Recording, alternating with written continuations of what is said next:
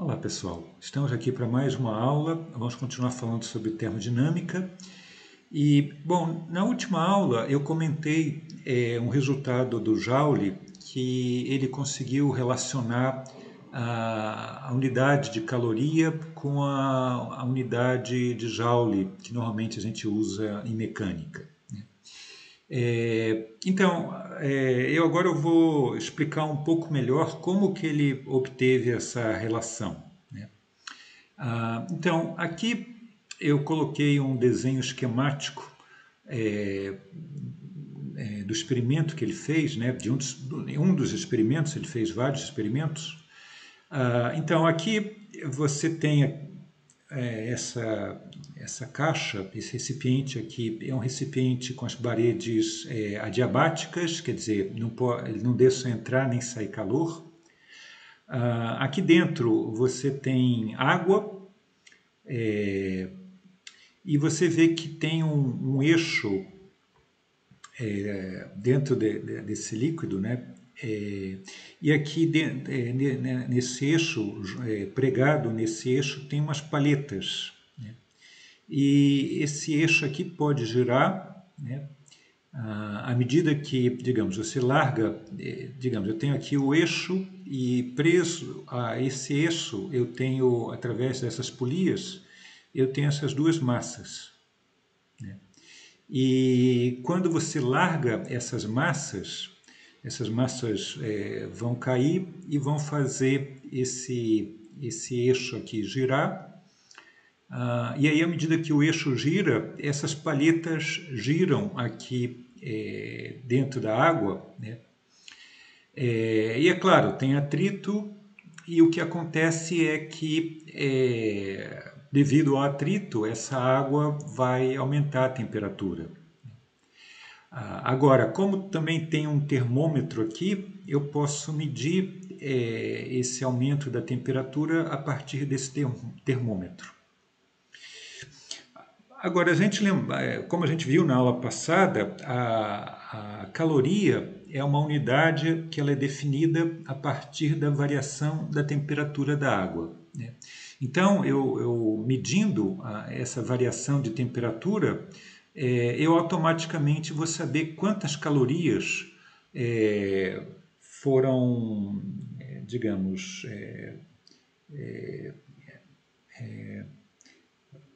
quantas calorias foram produzidas para aquecer essa água, né? E por outro lado, eu sabendo, quer dizer, eu largo essas massas vão cair uma determinada altura, e a partir disso eu vou saber o trabalho mecânico feito por essas massas, e esse trabalho é medido em joules, né?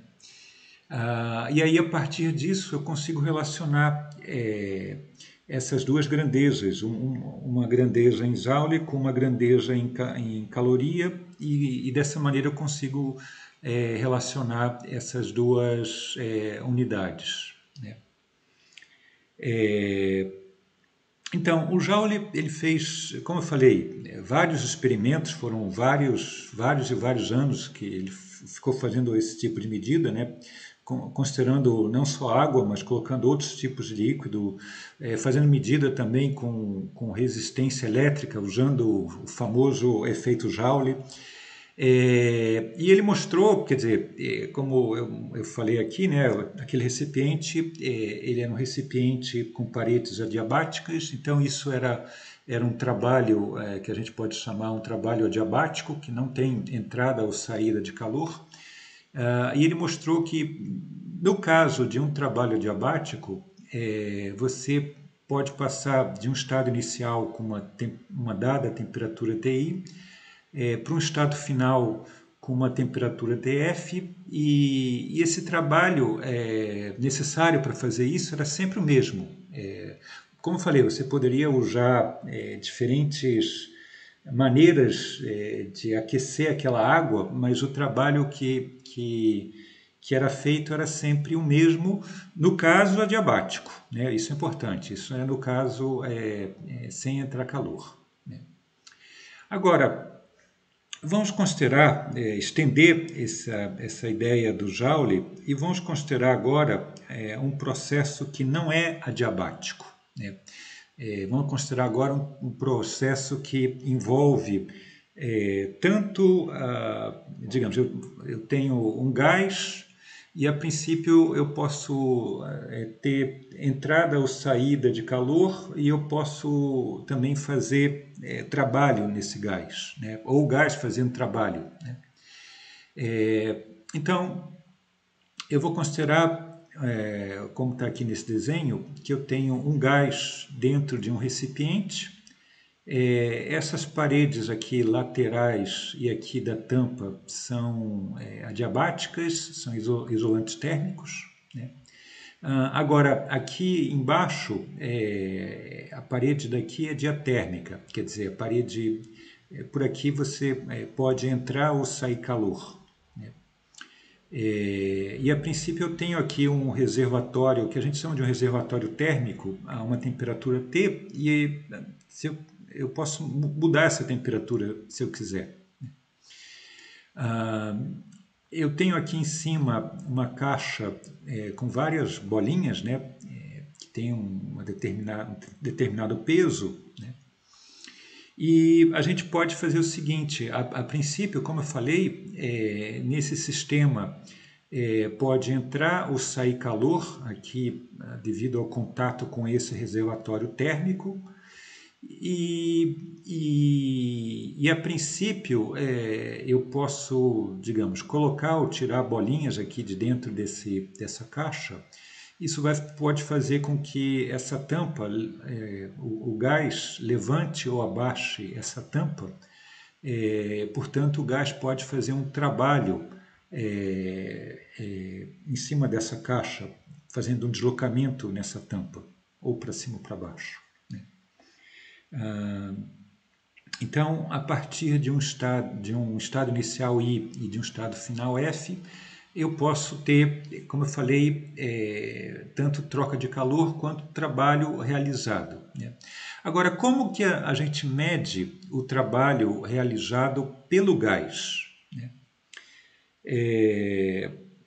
Então, como eu falei, a princípio eu tenho aquelas bolinhas naquela caixa e eu posso, em determinado momento, digamos, no início o sistema está parado, e aí em determinado momento eu posso tirar algumas bolinhas ali de dentro, e quando eu faço isso, quer dizer, inicialmente você está com uma situação de equilíbrio, a pressão do gás, o gás faz uma força devido à pressão que tem nele, né, para cima, em cima daquela tampa com as bolinhas, e tem a força-peso, que faz uma força para baixo, e digamos que inicialmente está equilibrado, está tudo parado, né? Mas se eu tiro algumas bolinhas, você não tem mais esse equilíbrio, e aí você tem que a força que o gás faz em cima da tampa vai ser maior do que o peso das bolinhas, então a tampa pode subir. Eu poderia fazer o contrário também, eu poderia colocar bolinhas, né, e aí seria o contrário, a tampa ia descer, né? Mas digamos, a princípio vamos considerar que eu tiro algumas bolinhas, então esse gás, devido a essa pressão P que ele tem, ele produz um deslocamento para cima nessa tampa, e digamos que isso seja um intervalo de tempo muito pequeno, então ele vai produzir um deslocamento pequeno, ds, para cima, e aí nesse caso o trabalho feito pelo gás vai ser o quê? Digamos, como eu falei, se for um intervalo de tempo muito pequeno, o deslocamento é muito pequeno e esse trabalho é um trabalho infinitesimal, né? E aí, nesse caso, vocês aprenderam lá na Física 1 que o trabalho infinitesimal ele é o produto escalar da força, no caso, a força que o gás está fazendo para levantar essa tampa, multiplicado pelo deslocamento. Tá? Bom, a princípio, essa força e o deslocamento, elas são paralelas e no mesmo sentido, né? Então, esse produto escalar, no final das contas, vai ser o módulo da força-peso. Qual que é o módulo da força-peso devido a essa pressão? Bom, é o valor da pressão vezes a área daquela tampa, né?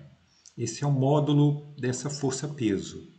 E o módulo do deslocamento é o ds. Né?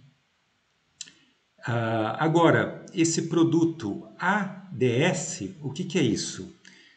Então, a princípio eu tenho aqui... bom, isso a gente já tinha discutido antes, mas só lembrando, algumas vezes a gente já comentou sobre isso, quando eu tenho uma tampa com um fluido aqui e essa tampa levanta ou abaixa, né? Então, quando eu pego o deslocamento, digamos, ela levantando uma determinada altura ds multiplicada pela área, isso vai fazer com que eu tenha uma variação do volume aqui desse gás, desse fluido, né? E a variação do volume vai ser o produto dessa área, que eu vou chamar de A, multiplicado pela altura desse deslocamento que a tampa teve, ds. Né? Então, a área multiplicada por esse deslocamento vai me dar a variação do volume, que eu vou chamar de dV. Né? Agora, duas observações importantes. Primeira, e essa é realmente bastante importante, é que aqui a gente está falando sobre o trabalho feito pelo gás, né? Porque esse F é a força que o gás faz na tampa. Então, portanto, por isso que a gente está falando que isso aqui é o trabalho feito pelo gás. Essa convenção, quer dizer, o que a gente está fazendo aqui é o oposto do que a gente, em geral, faz em mecânica. Em mecânica, vocês sempre têm um determinado objeto e você faz uma força em cima desse objeto ou em cima desse sistema. Né? Então, em mecânica, sempre você considera um trabalho feito sobre um sistema, enquanto que aqui a gente está considerando um trabalho feito pelo sistema. Tá? Então, tem que ter isso sempre em mente. Esse trabalho é o trabalho feito pelo gás. A segunda observação é que, digamos, aqui eu considerei que o meu deslocamento era para cima, que era no mesmo sentido da força. Né? E aí, nesse caso, esse produto escalar é positivo, consequentemente, esse trabalho daqui é positivo, e a variação do volume também é positiva, porque você tem um aumento daquele volume por essa quantidade. Né? Agora, por outro lado, se ao invés do deslocamento, se ele, ao invés de ser para cima, ele tivesse sido para baixo, nesse caso, esse produto escalar ele seria negativo, consequentemente, o trabalho ia ser negativo e a variação do volume também ia ser negativa. Né? Esse dV ele seria um deslocamento, ele seria uma variação negativa, porque o volume lá do meu gás ele ia diminuir. Né? Então, digamos, na realidade aqui, essa equação aqui vale tanto para um caso quanto para o outro. Né? Agora, quanto que é o trabalho finito? O trabalho finito, bom, vai ser a integral disso aqui, né? Usando o fato que o trabalho infinitesimal é PdV, colocando aqui nessa integral. E se eu considero um trabalho finito, partindo de um volume VI e indo até um volume VF, então vai ser a integral desse trabalho infinitesimal, tomando o volume indo desse volume inicial até o volume final. Tá? Bom, agora, como vocês já sabem, né, essa integral daqui, quando a gente desenha um gráfico de P contra V, a gente vai ter que a interpretação gráfica dessa integral vocês conhecem, em termos, vamos inicialmente falar em termos de módulo, né? Vocês sabem que essa integral daqui, ela corresponde ao módulo, desculpa, a área que está aqui entre esse gráfico e esse eixo V, essa área, ela corresponde ao módulo desse trabalho, né, dessa integral daqui. E, além disso, se a gente considera que o volume aumenta, como eu falei agora há pouco, nesse caso, quando o volume aumenta, tanto o deslocamento quanto a força são no mesmo sentido, e isso implica que esse trabalho vai ser positivo, né? O módulo vai ser a área, essa área que está aqui em vermelho, e o sinal, se você está vindo nesse sentido, como está aqui nessa seta, começando com esse volume inicial e acabando com esse volume final, o trabalho vai ser um número positivo.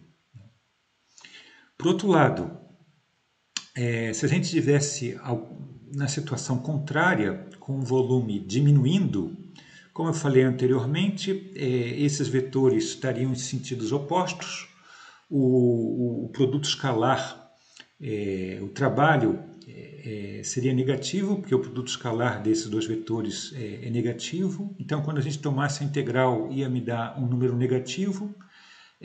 Então, nesse caso, eu teria, digamos que, como antes, né, essa área daqui me dá o módulo do trabalho, mas se a gente estiver indo no sentido tal que o volume diminua, como está aqui nessa setinha, né, começando do volume final e indo até esse volume VI, nesse caso o trabalho vai ser negativo, né? Então, essa área daqui ela me dá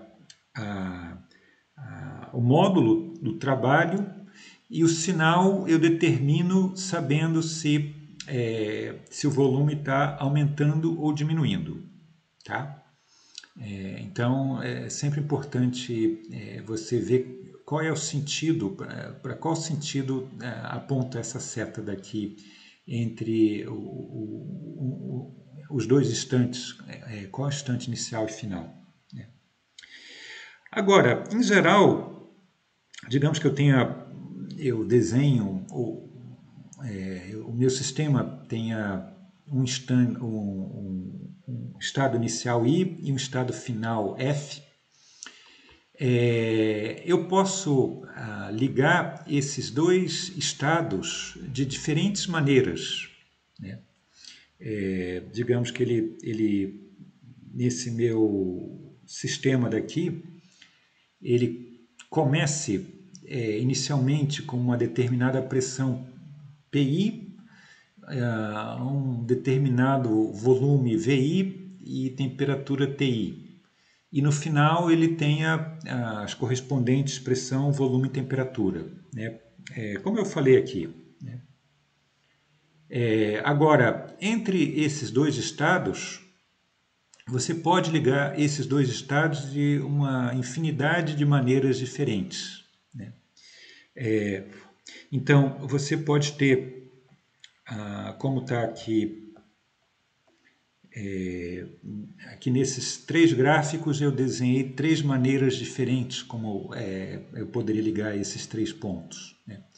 Então, vocês veem que nesse primeiro gráfico, você tem, primeiro o sistema está uma determinada volume VI, e ele tem aqui uma determinada pressão, eu não coloquei aqui explícito, né, mas ele tem uma determinada pressão PI. E aqui seria a correspondente pressão PF.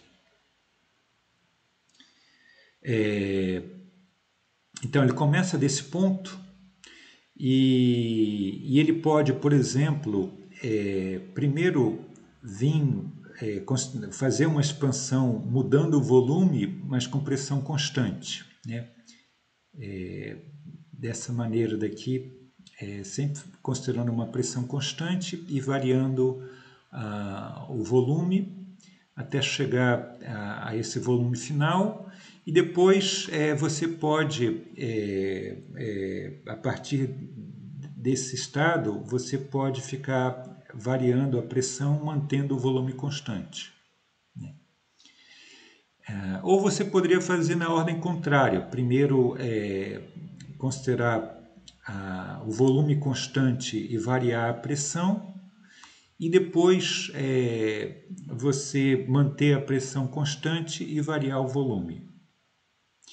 E por esses dois, comparando esses dois gráficos, tendo em mente o que a gente acabou de falar, a gente conclui facilmente que o trabalho é diferente num caso e no outro, porque você tem, quer dizer, nos dois casos houve um aumento do volume, então necessariamente o trabalho total feito foi positivo, né?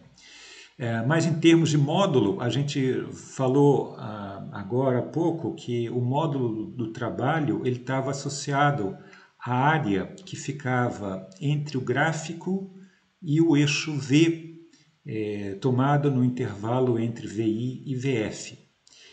E é claro que essa área daqui é maior do que essa área, né? Então, mesmo começando no mesmo ponto inicial e terminando no mesmo ponto final, o trabalho nesses dois casos foi diferente, só porque a gente fez um caminho diferente, né? E eu poderia fazer um outro caminho, quer dizer, em particular, é claro que esse trabalho WB, ele, como essa área daqui é menor do que essa, então o trabalho WB é menor que o trabalho aqui que eu chamei WA, né? Isso é direto, só comparando essas áreas, né? E eu poderia fazer ainda, digamos, eu poderia reduzir ainda mais esse trabalho, eu poderia, ao invés de descer até essa pressão final aqui, depois seguir considerando uma pressão constante até chegar aqui ao volume final, eu poderia, como está nesse terceiro gráfico, tentar ir a um valor bastante baixo da pressão, mantendo o volume constante, e aí a partir desse volume dessa pressão bastante baixa, é que a gente faria uma variação do volume. E aí depois, chegando no volume final, eu manteria o volume constante e aumentaria a pressão, né?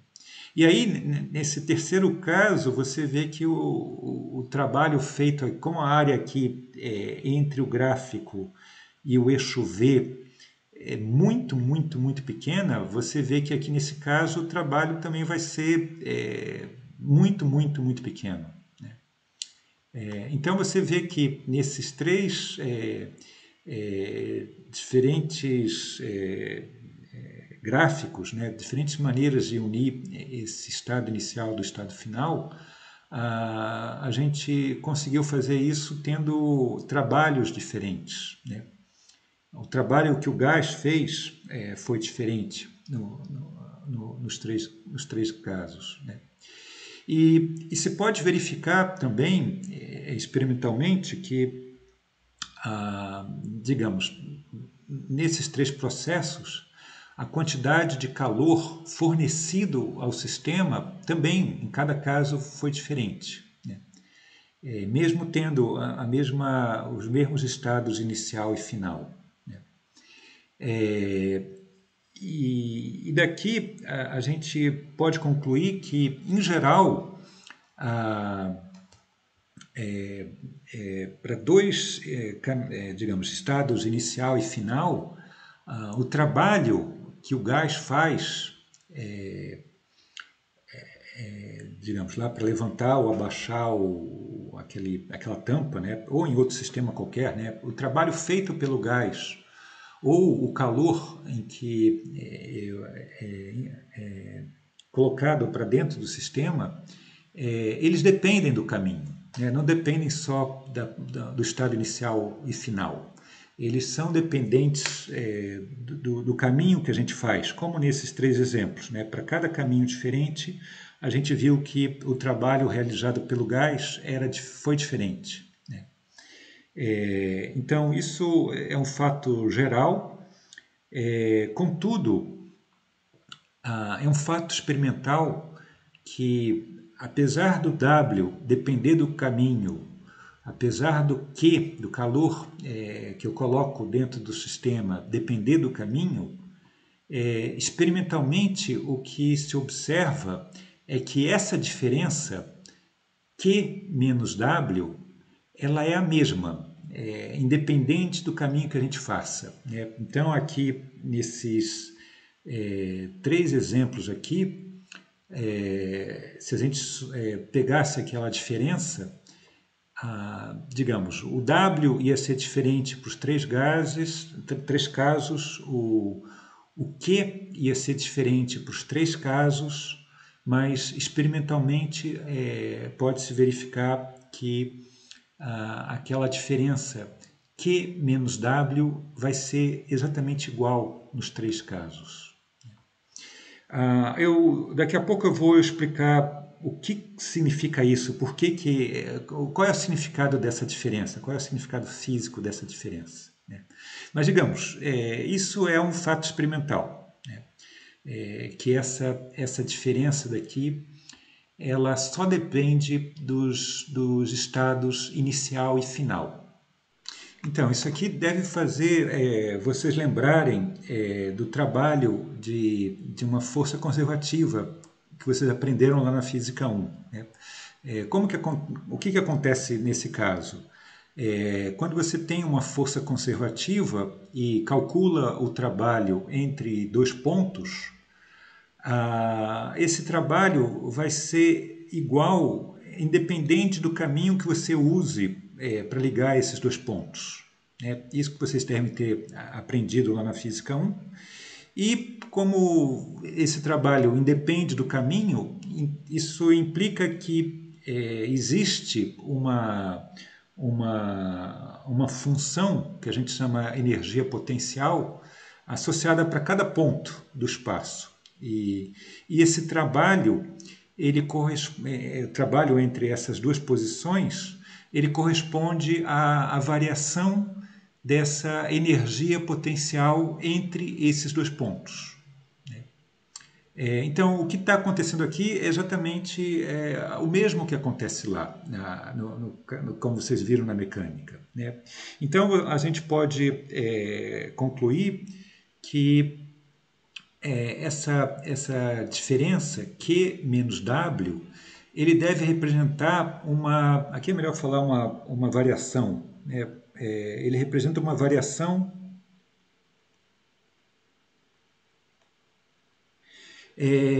de uma grandeza intrínseca desse sistema, né? Então, a gente define uma grandeza que a gente vai chamar de energia interna, int, né?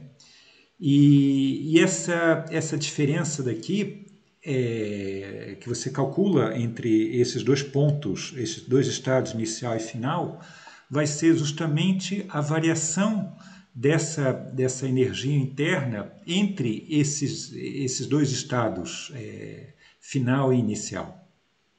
Tá? E, como eu falei, essa variação aqui ela só vai depender desses dois estados. E isso aqui, essa relação aqui, quer dizer, falar que existe essa energia interna e que a variação dessa energia interna é igual a essa diferença, isso aqui é o que a gente chama da primeira lei da termodinâmica, né? Agora, eu quero enfatizar que é importante a gente sempre lembrar disso, que, digamos, em diferentes livros, essa primeira lei é escrita de maneira diferente dependendo da convenção que se use, tá? Aqui, como na maioria dos livros, né, a gente sempre vai usar, digamos, essa equação daqui, ela é tal que o trabalho é o trabalho feito pelo sistema, quer dizer, ali no exemplo que eu dei do gás, né, e esse Q é o calor fornecido ao sistema, tá? Então, essa é a convenção que a gente usa, que vai usar aqui nesse curso, né? A gente poderia usar uma convenção diferente, né? Mais como a gente está acostumado lá na mecânica, né? Então, se a gente usasse a convenção, ao invés de considerar o trabalho realizado pelo sistema, a gente considerar um trabalho feito sobre o sistema, né? No caso daquilo que eu falei agora há pouco, ao invés de ser o gás fazendo uma força naquela caixa, eu pensar como a caixa que fazendo uma força em cima do gás, né? A caixa com as bolinhas, né? Quando eu faço essa mudança, quando eu considero o trabalho feito sobre o sistema, esse trabalho feito sobre o sistema é o negativo do trabalho feito pelo sistema, né? E aí, quando eu uso essa outra convenção, eu vou ter eu vou ter um novo trabalho que vai ser o negativo do trabalho que eu estou usando até agora, né? E aí, nessa outra convenção, pelo fato do trabalho sobre o sistema ser o negativo do trabalho feito pelo sistema, a primeira lei ela é escrita dessa maneira. E escrevendo dessa maneira, apesar de não ser a maneira como a gente vai usar aqui, mas essa maneira fica mais clara a entender fisicamente qual é o significado físico da primeira lei, né? Então, o significado físico da primeira lei é nada mais do que a conservação de energia, né? A gente pode pensar essa energia interna, a gente vai discutir mais adiante sobre isso, mas digamos, essa energia interna, como fala o nome, ela corresponde à energia, digamos, que no caso o meu sistema tem, como ali no caso do gás, né? O meu sistema é feito de vários átomos e moléculas, e esses átomos e moléculas, cada um deles tem energia cinética, energia potencial, energia de rotação, né? Então, essa energia interna, ela corresponde à soma de todas as energias, de todas as partículas, de todos os átomos e moléculas que compõem o meu sistema. Tá? E a gente pode pensar que, inicialmente, o sistema tem uma determinada energia interna. A partir dessa energia interna inicial, eu posso adicionar uma determinada quantidade de calor ao meu sistema e eu posso fazer um trabalho sobre o meu sistema, né?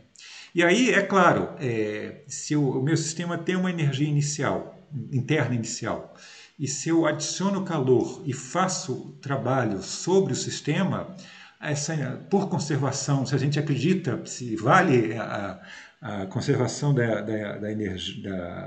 conservação de energia, essa energia do sistema tem que mudar, né? E essa energia varia justamente por essa quantidade de calor que é fornecido ao sistema e esse trabalho que é feito sobre o sistema, né?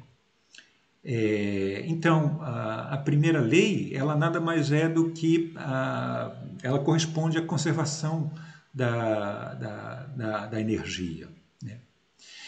Lembrando que é importante falar que esse Q, quando eu falo que é um calor fornecido ao sistema, na realidade esse Q pode ser tanto positivo ou negativo. Esse W também pode ser positivo ou negativo, e essa variação também pode ser positiva ou negativa.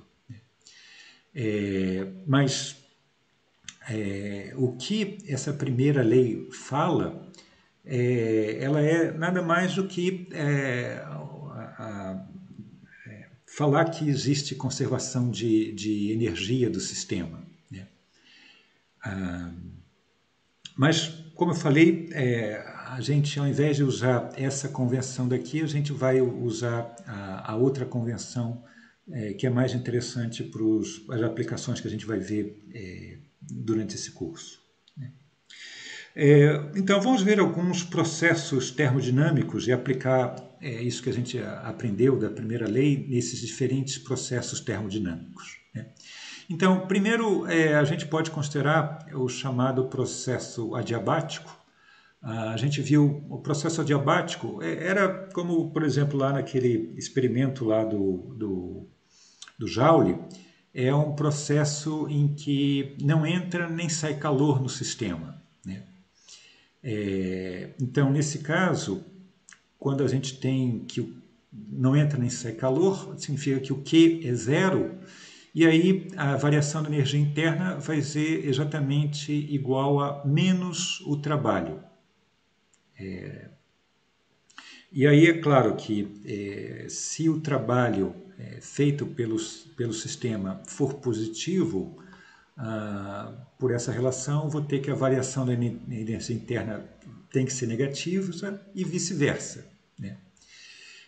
Agora, num gás, o aumento da energia interna, ela significa aumento de temperatura. A gente vai ver isso mais adiante, mas, digamos, como eu já tinha mencionado na aula passada, a temperatura ela está associada, ela mede a média da energia cinética das partículas que compõem o sistema, né?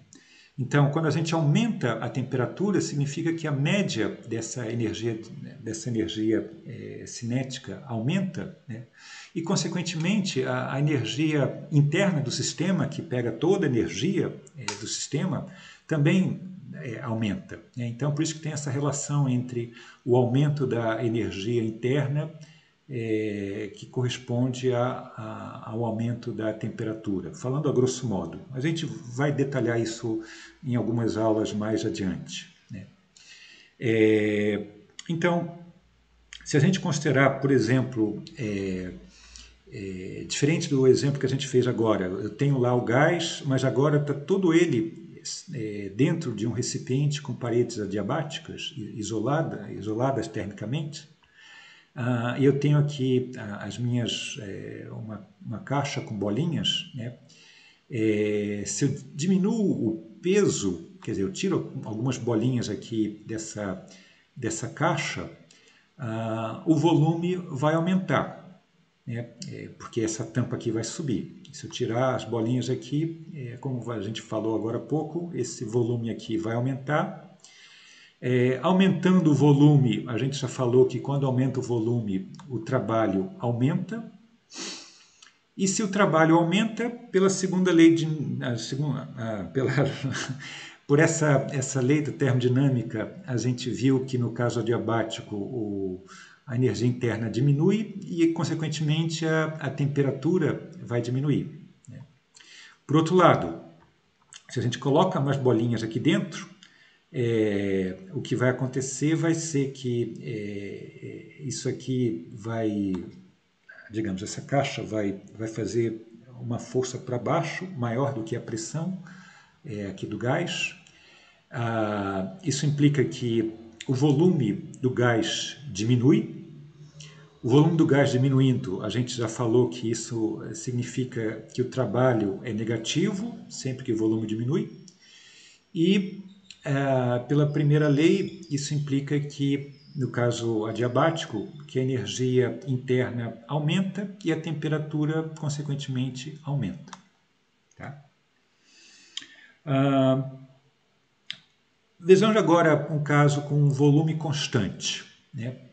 Então, quando a gente tem um processo com volume constante, aí nesse caso, se o volume não varia, significa que o gás não está nem levantando nem abaixando nada, né?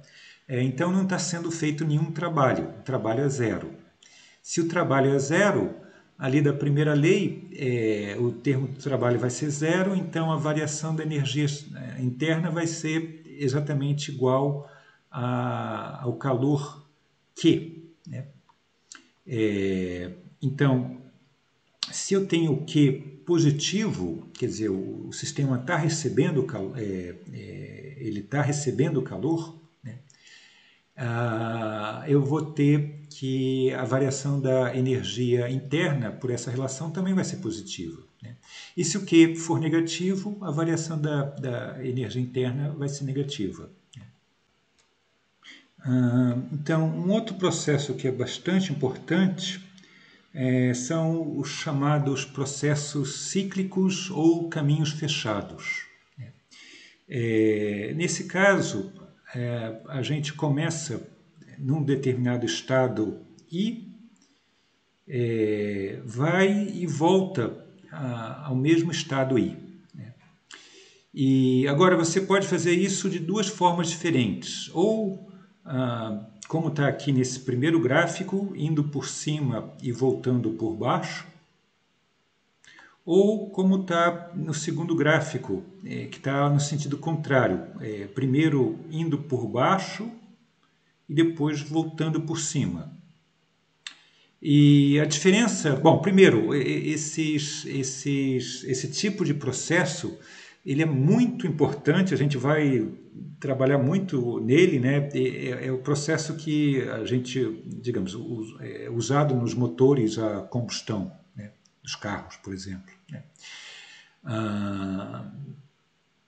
Então, agora, a diferença desses dois processos é que nesse primeiro o trabalho é positivo e no segundo o trabalho é negativo, né? E é fácil de entender por que isso acontece. Eu vou até desenhar aqui um outro gráfico só para explicar isso. Então, digamos que eu tenha aqui novamente aquele gráfico.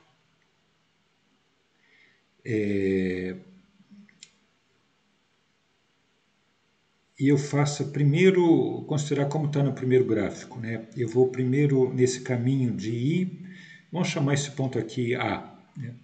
De I para A por cima. O trabalho, nesse caso, a gente viu que vai ser essa área entre esse gráfico e o eixo V, em módulo, né? E como eu estou indo no sentido de aumentar o volume, esse trabalho é positivo, né? E aí depois eu vou pegar a volta. Agora, nessa segunda situação, quando você vai de A para I, o trabalho feito ele vai estar associado a essa área que eu estou desenhando em azul, né? Agora, como nesse caso você está fazendo no sentido de diminuir o volume, esse trabalho é negativo, né? Então, quando você soma os dois trabalhos, o em vermelho era positivo e o em azul é negativo, quer dizer, em vermelho a área é maior do que em azul. Quando você soma os dois trabalhos, que é no primeiro caso, vai me resultar num trabalho resultante total positivo, né? Agora, se a gente faz ao contrário, exatamente pegar tudo ao contrário, primeiro começar por baixo e depois voltar por cima, o que vai acontecer é que agora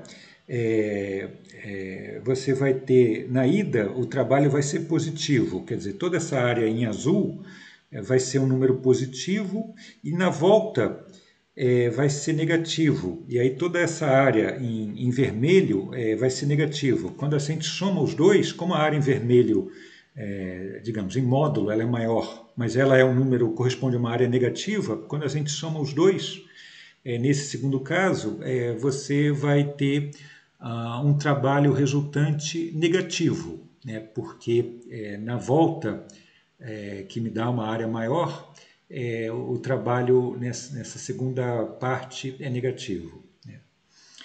Então, por essa razão que se você faz um trabalho assim, o trabalho é positivo, se faz no sentido contrário, o trabalho é negativo. Mas, nos dois casos, o que acontece é o seguinte: como digamos, a posição final é exatamente igual à posição inicial, quer dizer, a variação da energia interna, a princípio seria a energia interna final menos a inicial, mas só que essa energia final é exatamente igual à inicial, porque é o mesmo ponto, né? Então essa variação é zero. Se essa variação é zero, significa que o Q vai ter que ser igual ao W, né? Então, nesse caso, quando você tem um processo cíclico, o calor cedido ao sistema é exatamente igual ao trabalho feito pelo sistema. Tá legal? E, finalmente, o último processo que eu vou considerar aqui é o chamado expansão livre, né? Nesse processo de expansão livre, quer dizer, aqui você nota em cada um dos processos eu considerei uma das quantidades zero, né? Eu considerei primeiro o Q sendo zero, depois o W sendo zero, depois a variação da energia interna sendo zero. Agora vamos considerar esse quarto caso, que é um caso bem particular, que é o seguinte: imagina que eu tenho um sistema como esse que está aqui nesse desenho, que são duas câmeras, e eu só tenho, o gás está só em uma. Isso aqui em vermelho é o gás, né? Ele está só nessa câmera do lado esquerdo. Tem uma válvula aqui e aqui do lado direito não tem nada, é vácuo, né? E digamos que as paredes são adiabáticas. Sempre que quando estão assim paredes duplas, a gente considera que as paredes são adiabáticas, né? E digamos que, de alguma maneira, eu quebre essa válvula, tem algum mecanismo lá que ela, em um determinado instante, ela quebre, né? E aí, quando você quebra essa válvula, o que acontece? O gás, primeiro estava todo aqui desse lado esquerdo, ele vai poder, parte dele, ir para o lado direito, né? Agora, nesse processo, como as paredes são adiabáticas, isolantes, ele é um processo com Q igual a zero, né? Além disso, nesse processo, o trabalho também é zero, porque aqui o gás saiu desse volume e depois foi para o outro volume. Quando ele faz isso, ele aumentou o volume dele, mas ele aumentou o volume sem ter que deslocar nada. Ele não deslocou nada, ele não fez nenhum trabalho. Quer dizer, você só faz trabalho quando você desloca alguma coisa, né?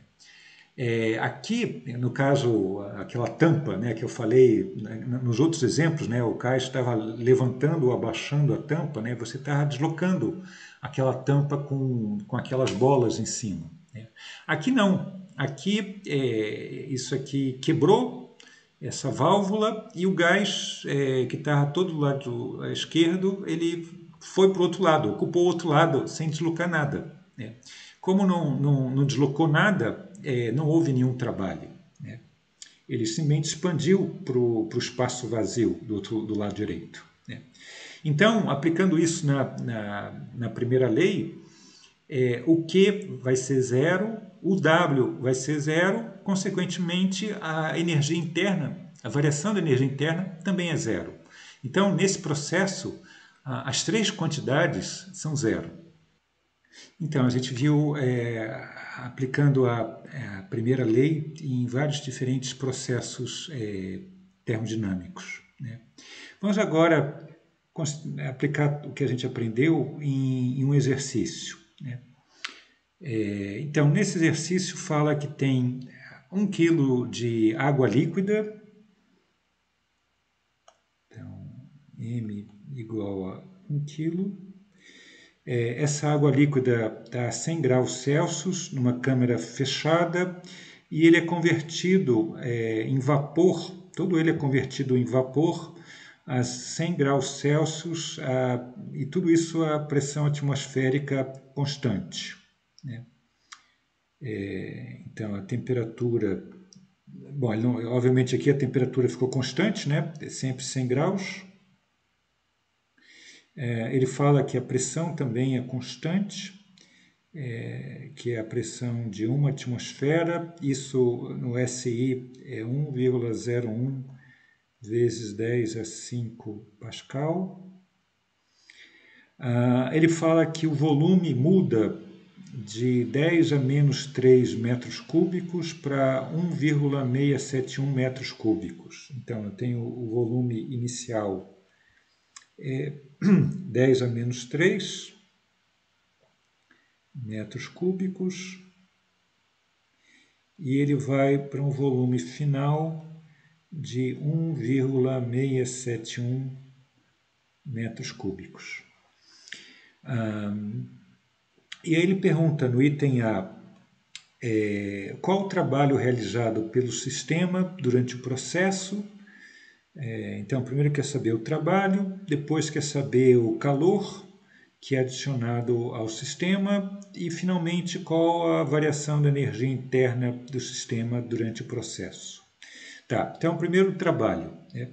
Bom, a gente viu a maneira como a gente calcula o trabalho, quer dizer, aqui você tem, ele fala que ele está numa câmara fechada, que primeiro está num volume de 10 a menos 3 metros cúbicos e depois passa para um outro volume, né? Mas tudo isso com pressão constante, né?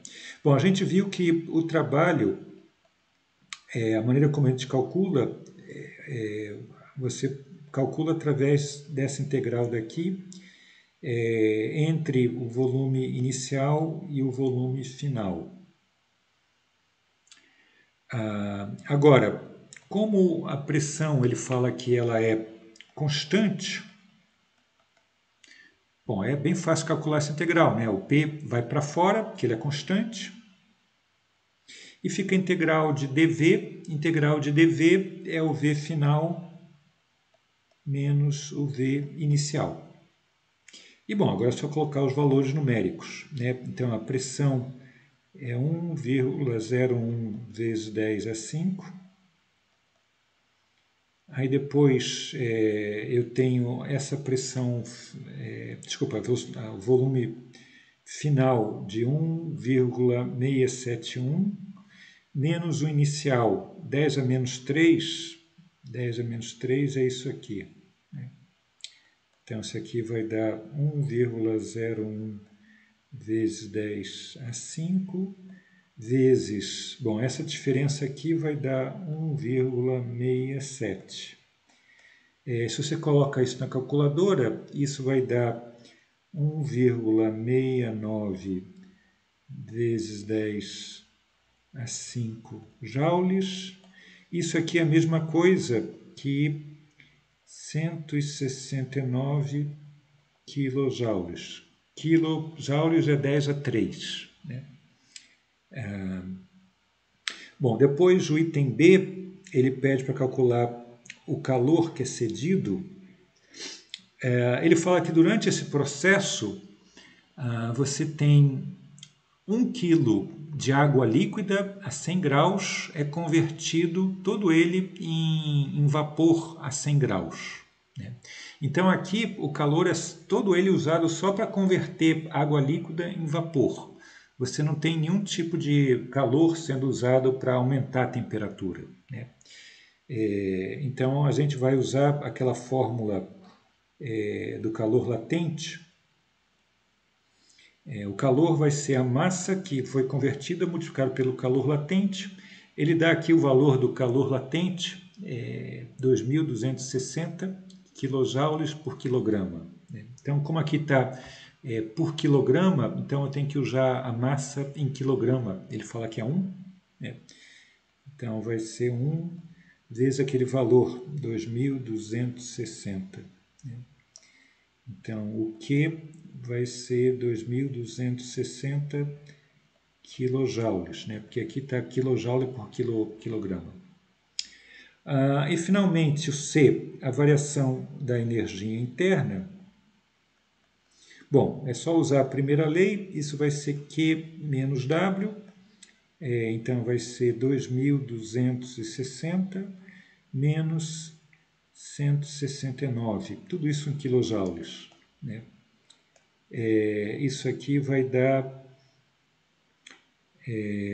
2.191, né? 2.091, desculpa.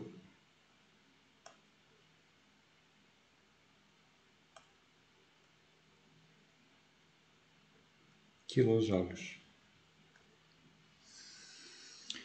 Ok? Bom, deixa eu fazer um outro exercício que eu falei que eu ia fazer, que a gente não tinha feito nenhum de condução, né? Condução térmica. Então, nesse exercício fala o seguinte, eu tenho uma barra de aço de 10 centímetros de comprimento que é soldada na extremidade de uma outra barra de cobre de 20 centímetros. Então, deixa eu fazer um desenho. Então, digamos que isso aqui é a barra de aço. Depois eu tenho uma outra barra aqui de cobre.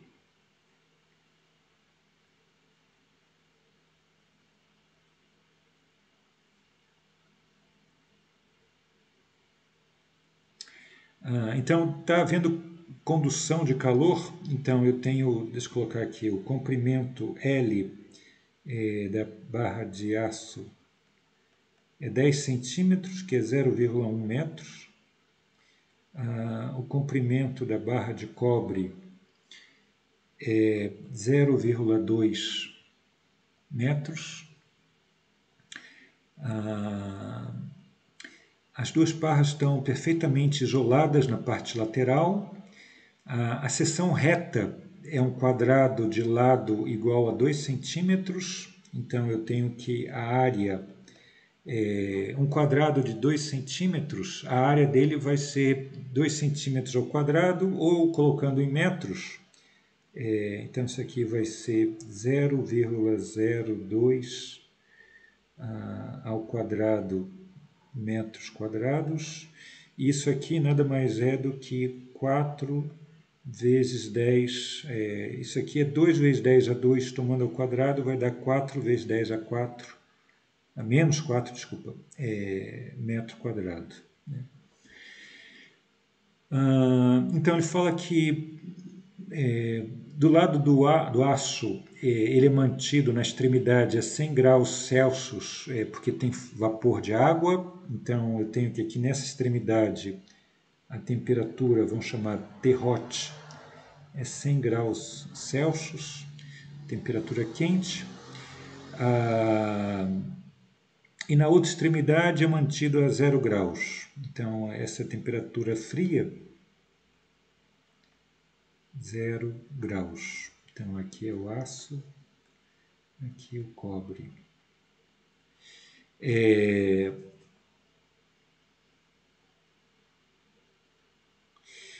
Calcule a temperatura na junção entre as duas barras e a taxa total de transferência de calor, sabendo esses valores dessas constantes, né?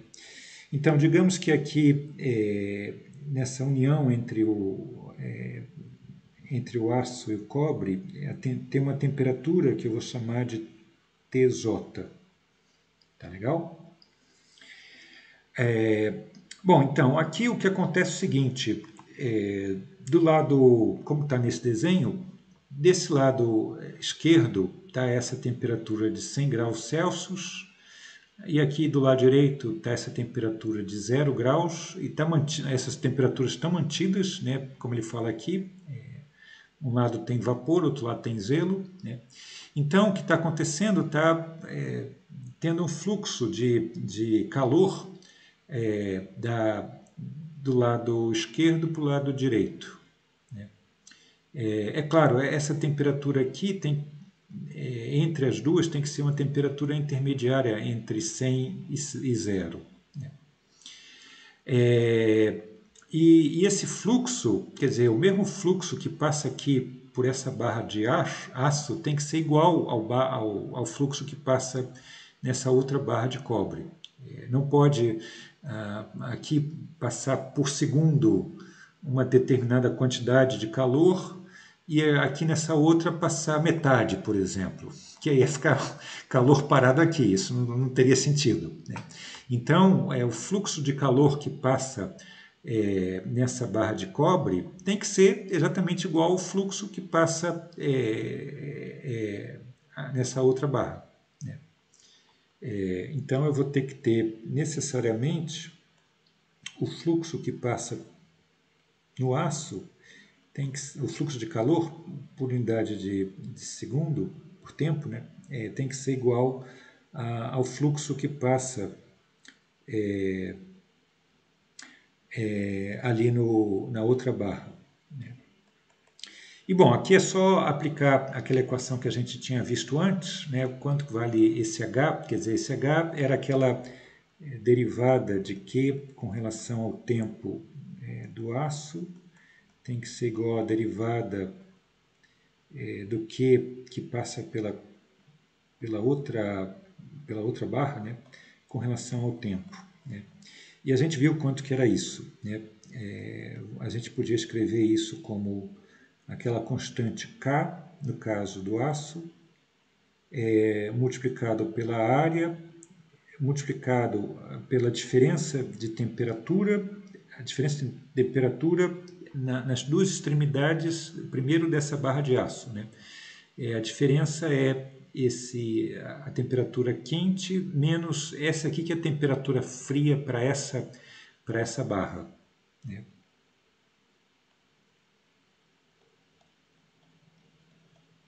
Bom, tudo isso tem que ser dividido pelo comprimento da barra de aço. E por outro lado, para outra barra, a barra de cobre, eu vou ter a mesma coisa, eu vou ter o K, aqui para a barra de cobre. A área das duas é igual, a seção reta, né? A seção reta das duas é igual, que ele fala que é aquele quadrado. A diferença de temperatura, então agora para esse aqui a temperatura mais quente é o que eu chamei TJ e a mais fria é o TC, que é 0. Né? Vamos colocar aqui direto, isso aqui é 100, né? Bom, tudo bem, vamos deixar assim mesmo. Vamos colocar TC. Dividido aqui é o comprimento da barra de cobre. Agora é só colocar os valores numéricos. Né? Ele fala que essas constantes para o aço e para o cobre tem esses valores, então aqui é 50,2. Bom, primeiro vocês veem esse A cancela dos dois lados, assim que fica. Então eu vou ter 50,2 dividido pelo comprimento do aço, aqui é 0,1, como ele fala aqui, né? Essa diferença de temperatura, desculpa, eu já vou colocar aqui direto, isso aqui é a temperatura hot, é 100 menos TJ. Do outro lado, esse K para o cobre é 385. O L do cobre é 0,2.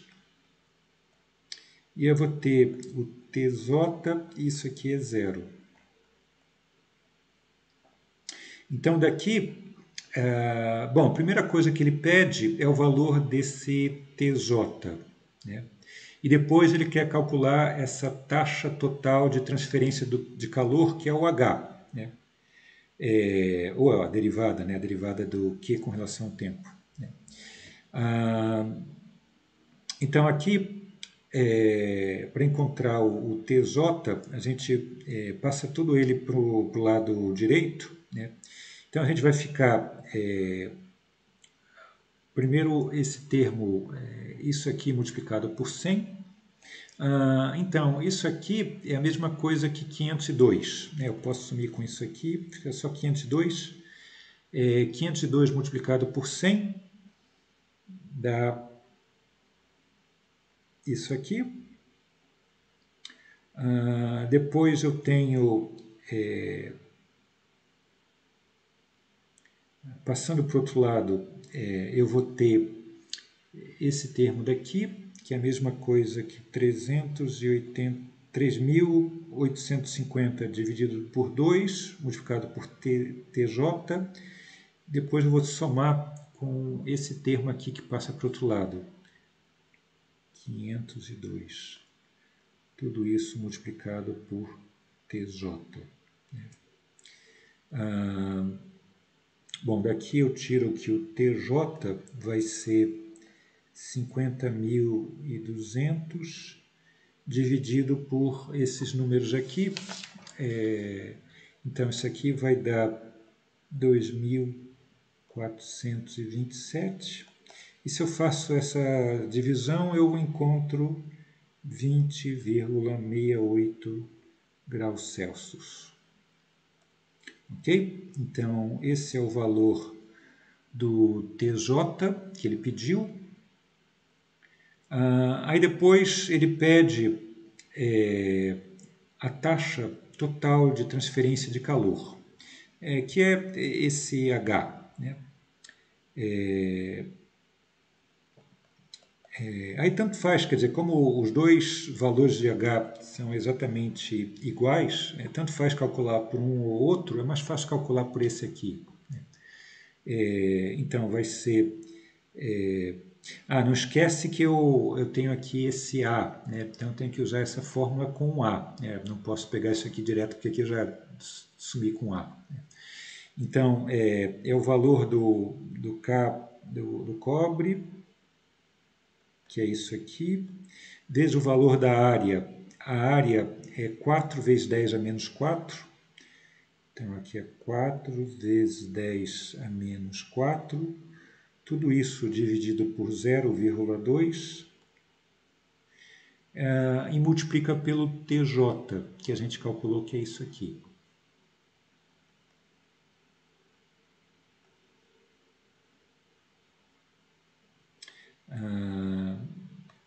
Então, se a gente faz essa multiplicação, o resultado que a gente pega é 15,92 joules por segundo. Né? Joule por segundo porque esse H nada mais é do que a derivada do Q com relação ao tempo. Então, e o Q, digamos, como a gente aqui está usando tudo no sistema internacional, tudo em metros, ou aqui eu estou com W em potência, o W é derivado do Joule, né? Então, eu posso escrever dessa maneira, ou também Joule por segundo é a mesma coisa que Watt, né? Então, eu poderia também escrever isso em Watt. Bom, então tá. Então, esses eram os dois exercícios que eu queria fazer. Então, a gente vai ficar por aqui nessa aula e, bom, a gente continua numa próxima aula. Até mais.